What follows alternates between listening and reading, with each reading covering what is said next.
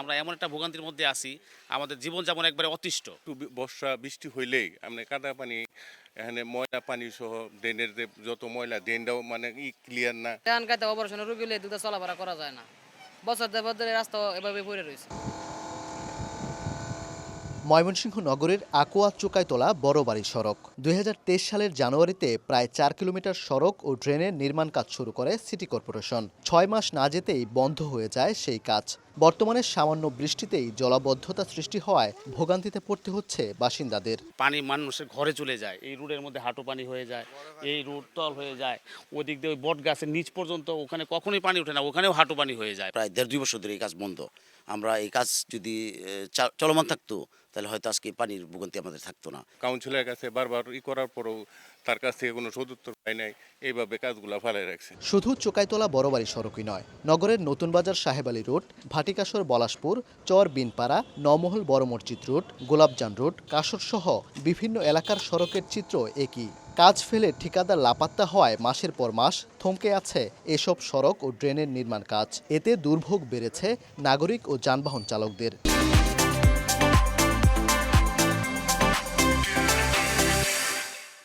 অনেক সময় যাত্রীরা পড়ে যেতে হয় গাড়িতে, অনেক সময় দুর্ঘটনা ঘটতে হয়, অনেক সময় অনেক যাত্রী আহত হইতেছে।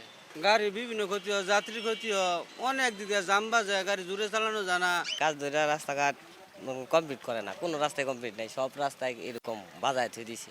এখন সিটি কর্পোরেশনের নতুন দায়িত্বে প্রশাসক নিযুক্ত হয়েছে, তিনি অবশ্যই এই বিষয়গুলো দেখবেন যে কেন থেমে গিয়েছিল, এই থেমে যাওয়ার কারণ তিনি নির্ণয় করবেন।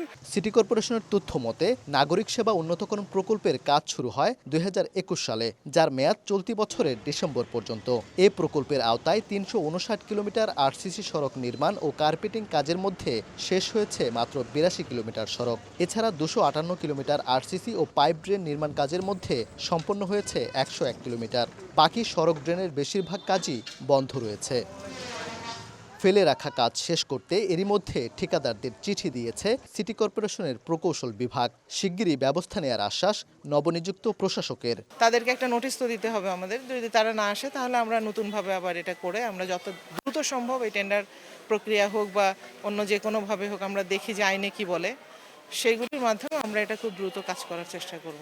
ময়মনসিংহ সিটি কর্পোরেশনের সড়ক উন্নয়ন ও ড্রেনেজ নেটওয়ার্ক সহ নাগরিক সেবা উন্নতকরণ প্রকল্পের ব্যয় ধরা হয়েছে ১,৫৭৫ কোটি টাকা। ঘটা করে ভিত্তিপ্রস্তর স্থাপন দেখলেও অধিকাংশ কাজের শেষ দেখেন না বাসিন্দারা। ফলে ভোগান্তি তাদের নিত্যদিনের সঙ্গী। এই দুর্ভোগ লাঘবে অসমাপ্ত কাজ শেষ করতে দ্রুত কার্যকরী পদক্ষেপ নেবে সিটি কর্পোরেশন, এমনটাই প্রত্যাশা নগরবাসীর। ওবায়দুল হক, সময় সংবাদ, ময়মনসিংহ।